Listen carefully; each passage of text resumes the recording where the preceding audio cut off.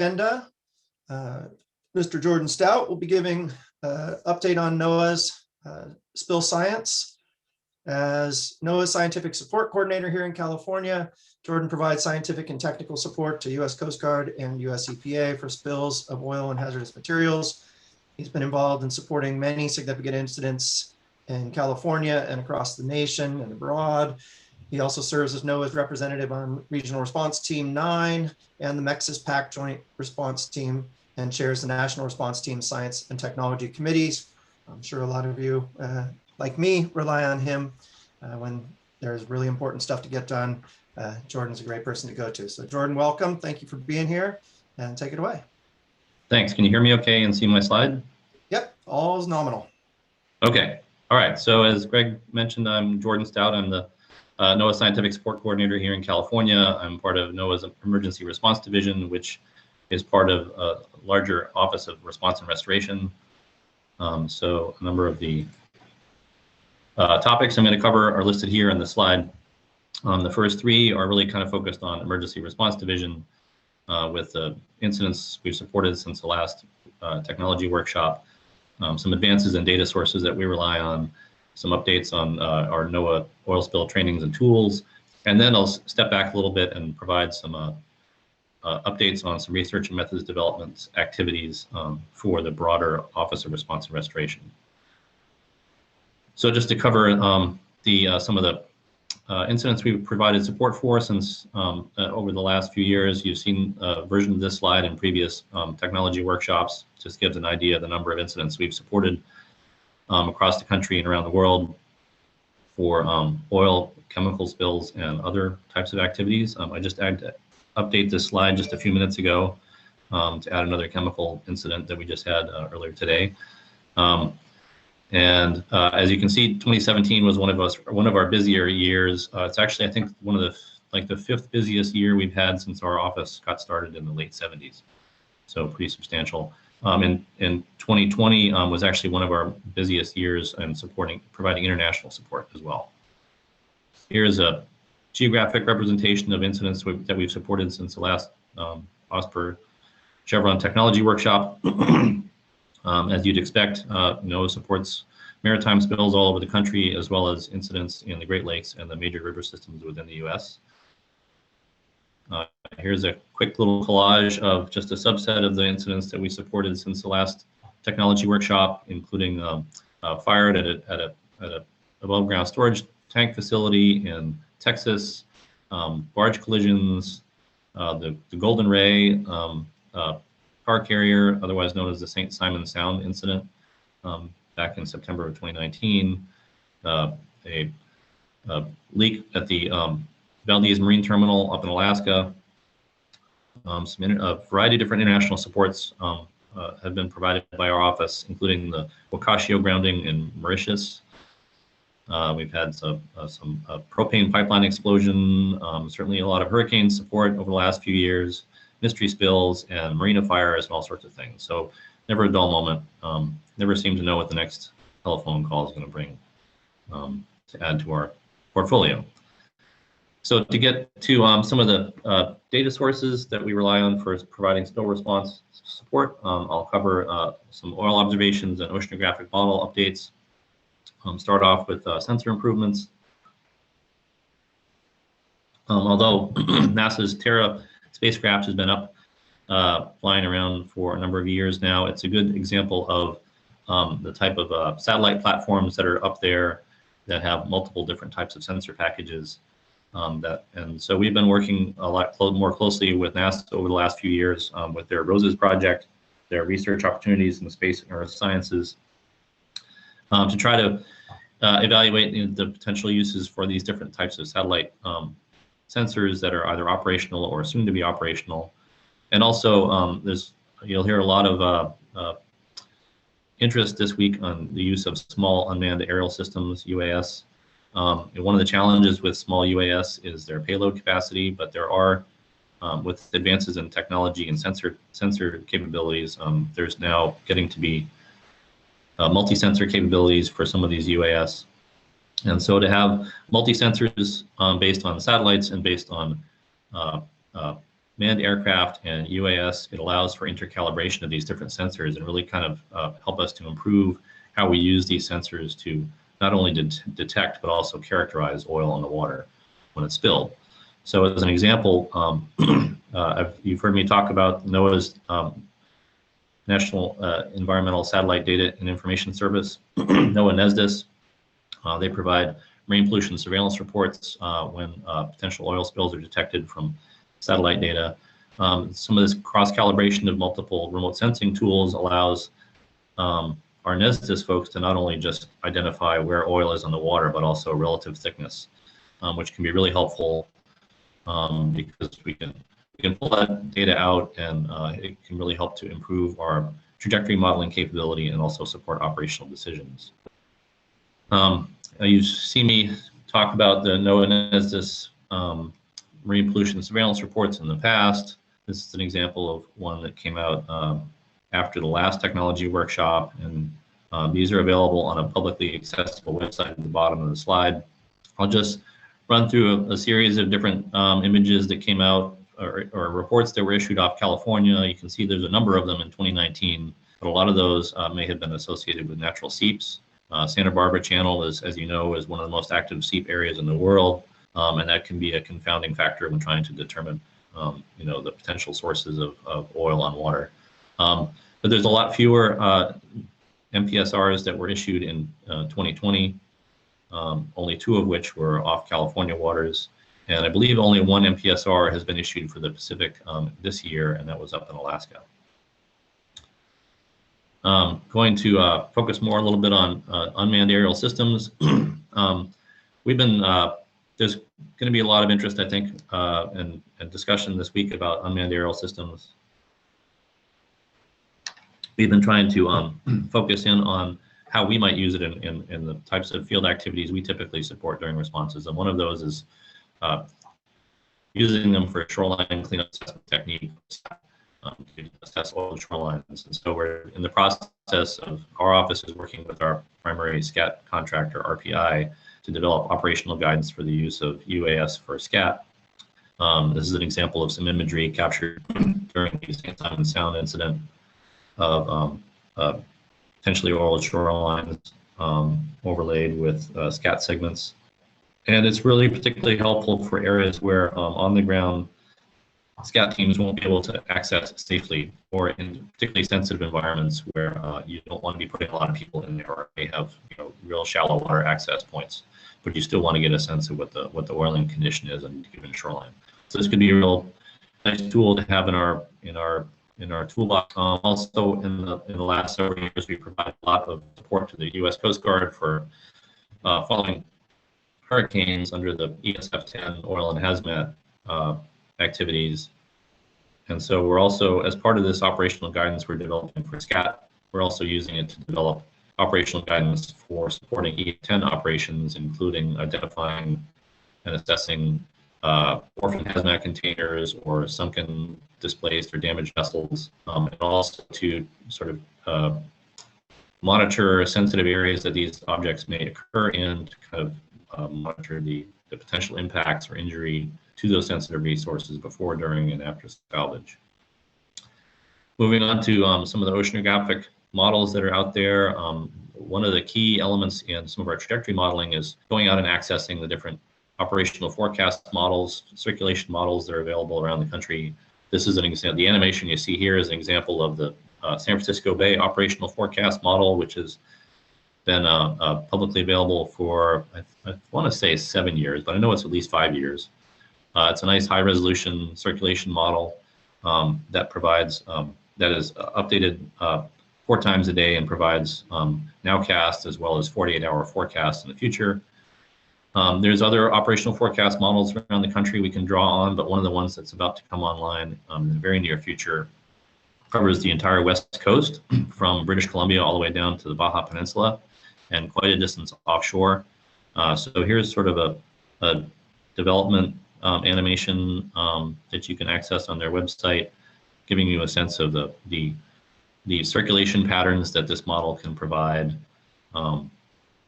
covering quite a large area. So this would be really helpful input for trajectory modeling in the event of a large spill along the west coast of North America, frankly. And that will be updated. I believe that's updated every 24 hours and can provide a 72-hour forecast as well. So that's kind of interesting and will be a really nice addition to our modeling capabilities. I'm going to touch on, let's see, Noaa training and tools, focusing on training first. The demand signal for our oil spill training has increased tremendously over the years, so that's something that we're trying to keep an eye on. And of course, things like COVID restrictions really kind of put a damper on what we would normally provide as face-to-face training. So we've tried to convert a number of our standard trainings to virtual trainings or a hybrid sort of a learning environment for things like Scat or science of spills or science of chemical releases. And those are moving forward and getting a lot of interest. There's also a number of Noaa tools that you've heard about over the years, many of which have been downloadable from our website.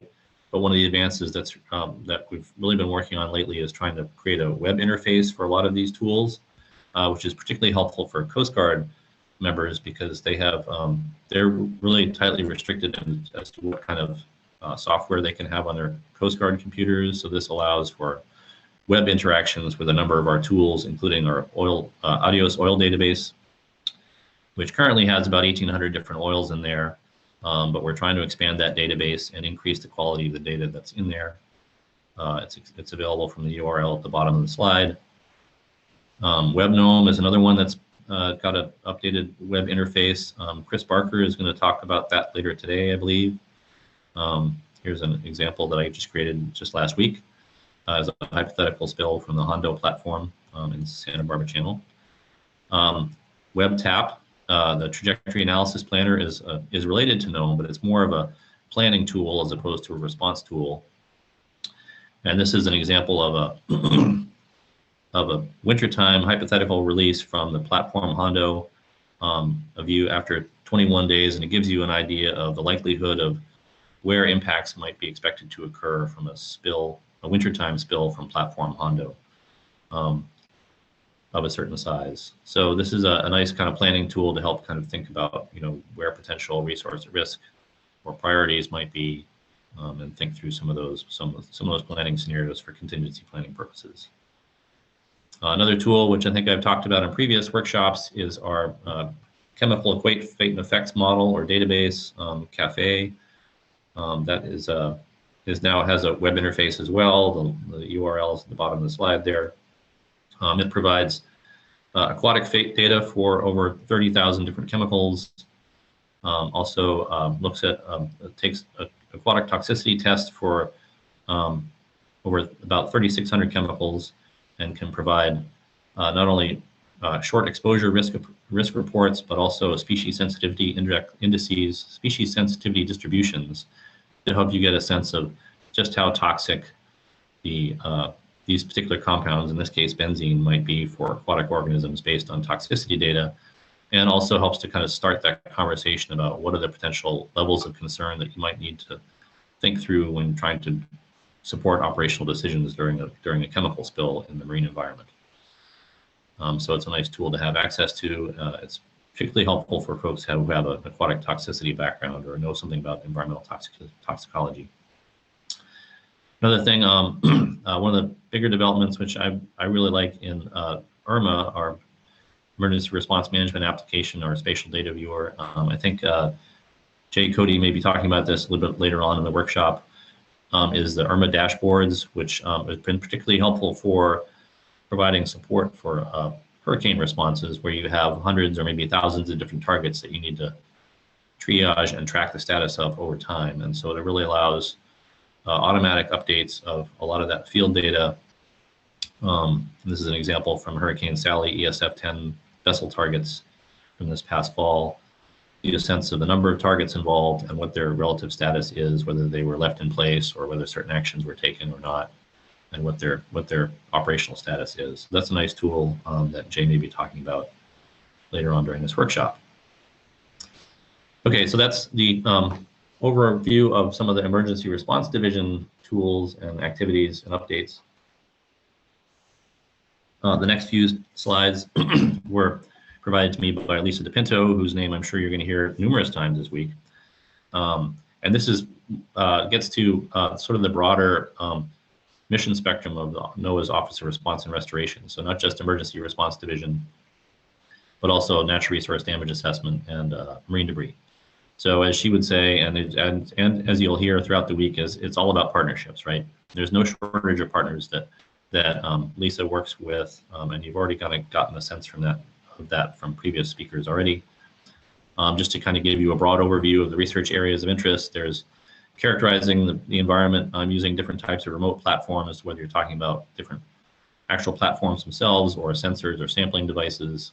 They can be underwater using autonomous underwater vehicles, remotely operated vehicles, unmanned aerial systems, fixed wing or rotary wing manned aircraft, as well as satellites. Another area of interest is enhancing oil spill modeling in ice environments, advancing understanding of oil exposure and toxicity, rapid data processing, a lot of these field data into spatial data viewers like our Irma platform, and also just in the general, just trying to transition tools and technologies from sort of the research realm to more operational settings if appropriate. You've seen a similar slide to this in the last technology workshop for the REMUS 600. There has been a field deployment of this in Santa Barbara in August of 2019, which Lisa DePinto will talk about later on in the workshop, so I'll move along. Another tool, which is kind of more of a NERDA-focused tool, is this deployable field bioassay drifter that can be deployed in the time of a spill to try to assess the exposure and injury for sensitive early life stages of fish and invertebrates. That's could be particularly helpful for, as I said, natural resource damage assessment. Alex Balsley mentioned this research in oil and ice up at the Krell facility. And an add-on to that hopefully will be if we can do an in situ burn at the Krell facility, potentially using UAS to characterize the smoke plume in different ways. There was some discussion, I think Oscar Garcia presented on the Lake Washington spill and the use of UAS there in the last workshop. They revisited that site and done some additional work, so I think there may be some updates on that this week. There's been a lot of interest in our office by trying to figure out under what conditions might UAS be beneficial to different divisions within OR and R, so whether emergency response, NERDA, or marine debris. And so we're really trying to drill down on those sort of special use cases, which can help define what types of platforms might be appropriate, what suite of sensors might be appropriate, what are the data needs and the timing of data that we need, and really kind of drill down and provide really specific contractor specifications for different special use cases. So if we need to either bring on a contractor in the middle of an emergency or to work with a responsible party who may be hiring or contracting with a UAS operator, then we can really provide them really clear guidance on what it is we need to support, say, Scat or shoreline reconnaissance or shoreline detection change or coral reef restoration monitoring or debris surveys or those sorts of things. So we're really trying to drill down to that and really kind of help to make UAS a little bit more operationally useful for very specific mission uses. There's a report that came out recently from NOAA's National Centers of Coastal Ocean Science about estimating rate of oil and gas released from a leaky site in Gulf of Mexico. I'm starting to run out of time, so I will get to the last few slides here. You saw this slide, a similar slide to this at the last technology workshop about dolphin inhalation studies. That was, at the time, it was something that was planned. It is now funded, and although there was some delays with dolphin health issues and of course COVID, this project is getting traction again. They're training the dolphins to do exhale and respire in the vicinity of a high-speed, high-resolution camera that can help support this project in the various phases coming up. Canada Multi-Partner Research Initiative. You've heard that mentioned before, and I think Ken Lee is going to talk about this. I won't get into this too much other than to say that we're involved in a number of topics, including estimating and measuring oil thickness, some Scat activities, ADIOS oil database enhancement, and also there's going to be some, hopefully, if permits allow, there will be some intentional oil releases and in situ burning and dispersant operations for which we hope to deploy smart monitoring protocols and compare those to existing tools as well as emerging technologies. So I'll leave it at that and see if there's any questions.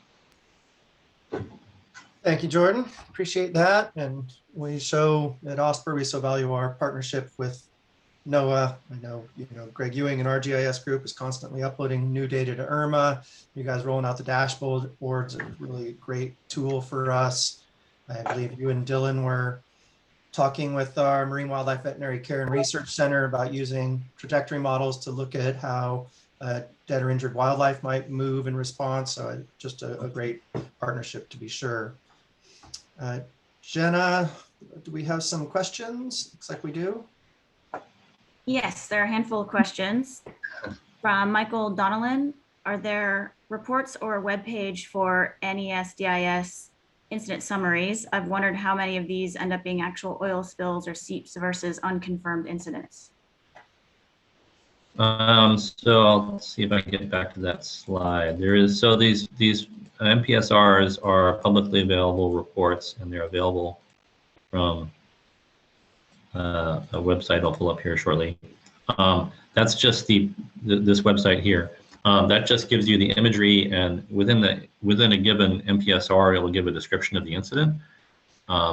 It won't provide, although Nesdis really would like to get a feedback from, say, the Coast Guard units that might be responding to say, hey, was this actually oil that was observed or reported through a marine pollution surveillance report or not? Sometimes they get that, sometimes they don't. If we can improve that sort of feedback loop, I think would be useful.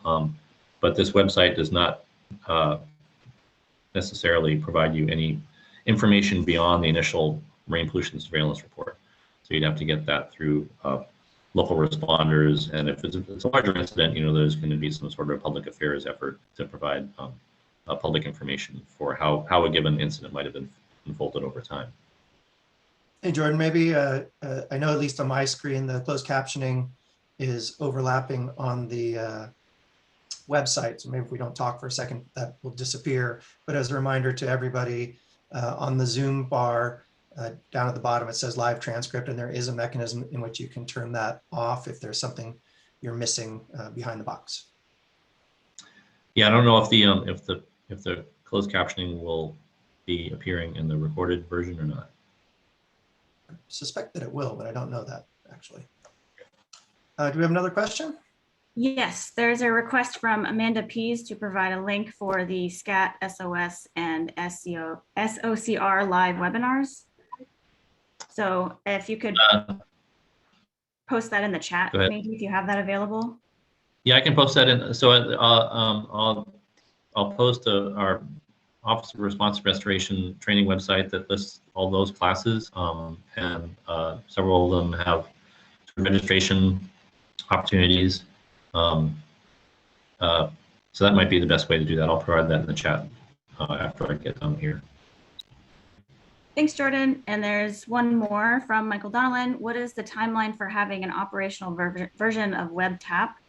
Having a Webtap simulation results in industry contingency plans for fixed facilities near open water would be extremely valuable. Yeah, so Webtap is only developed for some very specific locations around the country, and most of those, most of the TAP models are things you can download from our website. The only ones that are that have web interfaces are Arctic TAP and the Southern California TAP. I can put a link to our overall TAP page that kind of discusses all these different ones to see if the facilities you're interested in might be co-located with some of those trajectory analysis planner tools. It takes quite a bit of effort to develop these tools because it means running our trajectory model hundreds or even thousands of times just to come up with these statistical outputs. So they're really focused on specific areas where we have good data and are higher priority areas. So it's really going to depend on what facilities you're interested in and whether they're located in an area where a TAP model exists. But I'll post that URL in the chat as well. Did I see one last question come in? Yes. When will the Dolphin VOC inhalation study get underway? So I should probably let Lisa answer that one because she's more engaged in it directly than I am. They are in the process. As I understand it, they're in the process of training the dolphins to do the breathing in front of the high resolution cameras. I'm not sure what the timing of that is. Then that's going to be followed up by some benchtop lab experiments that'll be calibrated by those videos, the dolphin videos. And then the next phase will be to actually try to measure the VOCs and droplets and aerosols in the shallow air column just above the air-water interface. So there's a number of different milestones in this project overall, and I'm not clear on the actual timing of these things. Lisa DePinto may be able to provide that later on this week or maybe in the chat when she gets a chance if she's online. Excellent. And she is in the chat already. Thank you, Lisa. Thanks, Jordan. Thanks, Lisa. Sure, no problem. Appreciate that. And Thank you. Greg, David Chenault has his hand up. I don't know if he was attempting to ask a question verbally as a panelist. That wasn't my intent, but I'll go ahead and ask it anyway. So is there a way to provide useful emerging technologies, particularly for UAS and for Scat, but more generally, I guess, how do you accept suggestions for emerging technologies? Well, there's a lot of opportunities and avenues for trying to better integrate emerging technology and spill response. There's certainly stuff under ICOPAR, and Bessie has stuff, and we have stuff, and we're talking about it at the National Response Team Science and Technology Committee. The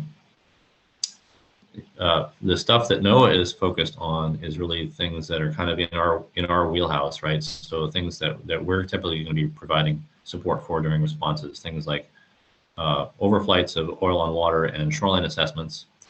For other types of operational use of UAS during spill response, it will really be a matter of trying to, in my mind, really trying to get the UAS technical folks together with the folks who actually, the end users of those data, whether that's wildlife operations folks or folks that are tracking and maintaining boom deployments or field observers for situation units or just what, and really kind of get those detailed conversations going between the subject matter experts of those respective fields to really kind of develop operational guidance that is really user defined. How to go about moving forward on that, I think, is going to be sort of a conversation that could happen at the area committee level or amongst different partners within the response community. And I think it's a good sort of way forward to kind of customize the use of these emerging technologies to be really focused on the end user's needs, because that's really going to drive what technology is going to work and what the characteristics of the use of those technologies might be. Great. Thanks, Jordan. Yep, no problem. Thanks.